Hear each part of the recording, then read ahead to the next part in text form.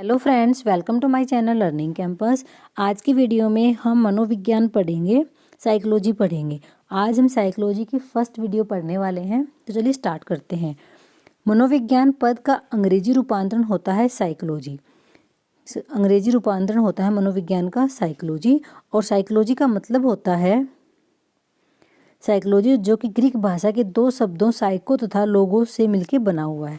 Psychology है वो Greek भाषा के दो शब्द हैं, लोगोस तथा साइको से मिलकर बना हुआ है। साइको का अर्थ होता है आत्मा, जबकि लोगो का अर्थ होता है अध्ययन या विवेचन। ये कई बार आया हुआ है पेपर में कि साइको का क्या अर्थ होता है। तो साइको का अर्थ होता है आत्मा, जबकि लोगोस का अर्थ होता है अध्ययन या विवेचन करना। इस शाब्दिक अर्थ के अनुसार मनोविज्ञान का अर्थ हुआ आत्मा का अध्ययन करने वाला एक विषय। तो मनोविज्ञान अंग्रेजी का रूपांतरण साइकोलॉजी। साइकोलॉजी कहाँ से लिया गया है? ग्रीक भाषा के दो शब्दों से मिलकर बना है, साइको और लोगोस। साइको का मतलब है आत्मा, जबकि लोगोस का अर्थ है अध्ययन करना या विवेचन करना। इसका मतलब मनोविज्ञान का अर्थ हुआ आत्मा का अध्ययन करने वाला एक विषय। इतने में से एक क्वेश्चन बहुत बार आता है, ठीक है। अब हम आगे बढ़ते हैं। सबसे पहले प्लेटो एवं अरस्तु दोनों मनोविज्ञान को आत्मा का अध्ययन करने वाला विषय मानते थे। तो सबसे पहले ऐसे आता है कि प्लेटो और अरस्तु ने मनोविज्ञान को क्या बताया।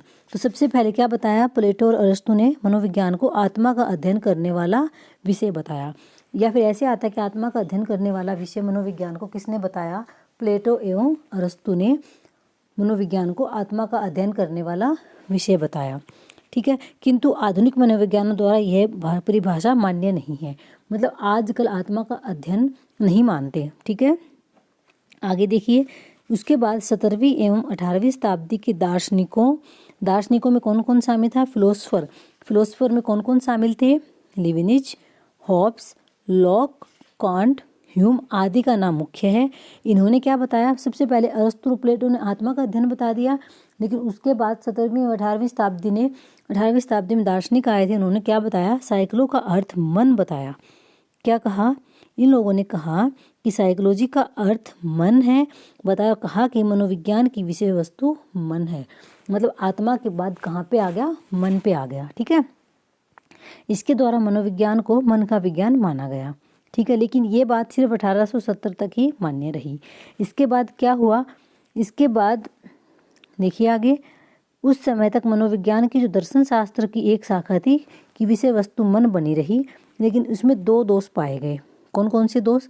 एक, आत्मा या फिर मन एक ऐसी अमूर्त वस्तु है जिसे देखा या सुना नहीं जा सकता, अतः इसका मनोवैज्ञानिक अध्ययन संभव नहीं है। एक तो ये कमी पाई गई कि आत्मा या मन अमूर्त वस्तु होती है, अब्स्ट्रक्ट चीज होती है जिसको हम सुन नहीं सकते, देख नहीं सकते, इसलिए वैज्ञानिक अध्ययन इसका संभव नहीं होता। दूसरी क्या?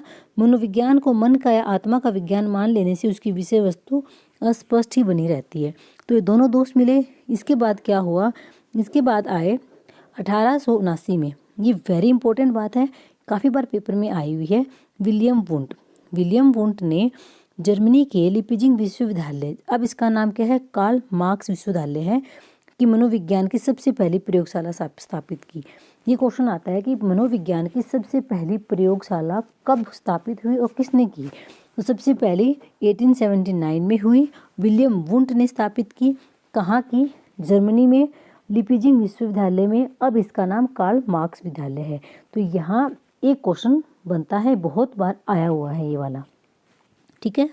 तो इस समय से मनोविज्ञान का संबंध दर्शन शास्त्र से धीरे धीरे कम होता गया और इसका स्वरूप प्रयोगात्मक अधिक होता गया।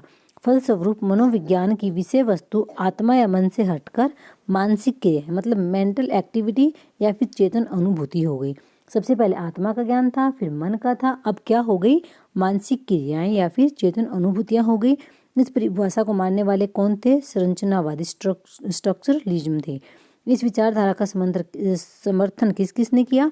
विलियम वुंट ने किया और टीचनर ने किया, ठीक है। टीचनर ने किया और विलियम वुंट ने किया। सबसे पहली प्रयोगशाला विलियम वुंट ने स्थापित की थी 1879 में जर्मनी के लिपिजिंग विश्वविद्यालय में। ये बात आ चुकी है, ठीक है। अब आगे देखिए, इस विचारधारा का दोष क्या हुआ? इन्होंने क्या माना कि मात्र चेतन अनुभूतियाँ, लेकिन हमारे मन पे तो अचेतन अनुभूतियाँ भी होती है, बल्कि अचेतन अनुभूतियों का तो ज़्यादा असर होता है। ठीक है, तो ये संरचना मानव के अचेतन भी होते हैं, अनुभव अचेतन भी होते हैं। तो संरचनावादियों की विचारधारा में त्रुटि पाए जाने के कारण मनोविज्ञान की एक अन्य विचारधारा व्यवहारवादियों ने प्रस्तुत की। इसके बाद व्यवहारवादी आए। व्यवहारवादी में कौन था? मेन नाम किसका है व्यवहारवादियों में? व्यवहारवादियों में प्रमुख नाम जे.बी. वाटसन का है। तो व्यवहारवादियों ने चेतन अनुभूतियों की जगह व्यवहार को मनोविज्ञान की विषय वस्तु माना। इन्होंने क्या कहा कि व्यवहार का ज्ञान ही क्या है? मनोविज्ञान है। व्यवहार का अध्ययन ही मनोविज्ञान है। तो इस परिभाषा में मनोविज्ञान को एक वस्तुपरक विज्ञान माना गया, क्योंकि उसमें व्यवहार से संबंधित तीनों पक्ष व्हाट, वाई एंड हाउ का अध्ययन किया जा सकता है। तो व्यवहार को अधिक वस्तुनिष्ठ माना गया, क्योंकि व्यवहार को देखा जा सकता है और सुना जा सकता है। किंतु सच्चाई यह है कि हम व्यवहार का अध्ययन अपनी अनुभूतियों के आधार पर करते हैं। तो व्यवहारवादी वुडवर्थ ने क्या कहा? ये लाइन किसने कही है? ये वाली बात भी काफ़ी बार आई हुई है पेपर में। ये वाला क्वेश्चन बहुत बार आया हुआ है। किसने कहा? वुडवर्थ ने कहा। क्या कहा वुडवर्थ ने? कि सर्वप्रथम मनोविज्ञान ने अपनी आत्मा को त्यागा। सबसे पहले मनोविज्ञान को आत्मा का अध्ययन कहा गया था, तो सबसे पहले अपने आत्मा का त्याग किया, फिर उसने अपने मन का त्याग किया, फिर इसने अपनी चेतना का त्याग किया, और अब व्यवहार की विधि को स्वीकार करता है। ये बात व्यवहारवादी वुडवर्थ ने कही है। तो काफ़ी बार आया हुआ है, यहाँ से भी एक क्वेश्चन। आगे देखिए, मनोविज्ञान की आधुनिक परिभाषा में व्यवहार के अध्ययन एवं मानसिक प्रक्रियाओं के अध्ययन को सम्मिलित किया जाता है। किसको मानते हैं हम? व्यवहार के अध्ययन को मनोविज्ञान बोलते हैं। एंडकिसन स्मिथ एवं हिलगोर्ड मनोविज्ञान व्यवहार तथा मानसिक प्रक्रियाओं का वैज्ञानिक अध्ययन है। ये इन लोगों ने वाली बात कही है। तो ऐसे आते हैं कि ये कथन किसने कहा है? क्या कहा इन लोगों ने? कि मनोविज्ञान व्यवहार तथा मानसिक प्रक्रियाओं का वैज्ञानिक अध्ययन है। ठीक है, आगे देखिए। अतः स्पष्ट है कि वर्तमान में मनोविज्ञान एक ऐसा विषय माना जाता है जिसमें मानव के व्यवहार एवं उनकी मानसिक प्रक्रियाओं का अध्ययन किया जा सकता है। अब हम देखते हैं मनोविज्ञान के प्रमुख लक्ष्य, मेजर गोल्स ऑफ साइकोलॉजी कौन कौन से हैं।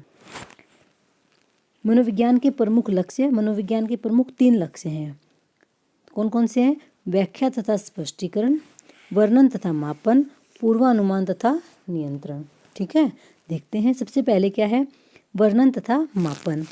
मनोविज्ञान का प्रथम लक्ष्य प्राणी के व्यवहार एवं संज्ञानात्मक प्रक्रिया का वर्णन एवं मापन करना है। किसी भी व्यवहार एवं मनोविज्ञान प्रक्रिया का अध्ययन तभी संभव है जब मनोवैज्ञानिक उसका वर्णन करने एवं वस्तुनिष्ठ, विश्वसनीय एवं वैध ढंग से मापन करने में समर्थ होता है। तो मनोविज्ञान का मेन गोल क्या है? किसी भी चीज़ का वर्णन करना और उसका मापन करना। वर्णन करना और मापन करना मनोविज्ञान का प्रमुख लक्ष्य है। नेक्स्ट देखिए, नेक्स्ट क्या था? पूर्वानुमान लगाना और नियंत्रण करना।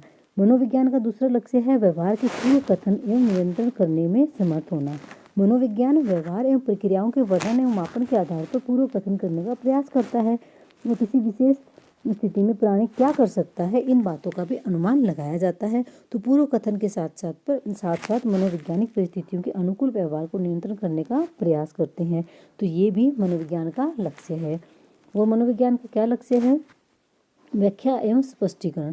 अंतिम लक्ष्य व्यवहार की व्याख्या एवं स्पष्टीकरण प्रस्तुत करना है। व्यवहार एवं मनोवैज्ञानिक प्रक्रियाओं की व्याख्या करने के लिए मनोवैज्ञानिक सिद्धांतों का प्रतिपादन करते हैं। सिद्धांतों के द्वारा कारण संबंधों को भी स्पष्ट किया जाता है। मनोविज्ञान के तीनों लक्ष्य एक दूसरे से संबंधित हैं एवं एक दूसरे पर पूर्णतः आश्रित होते हैं।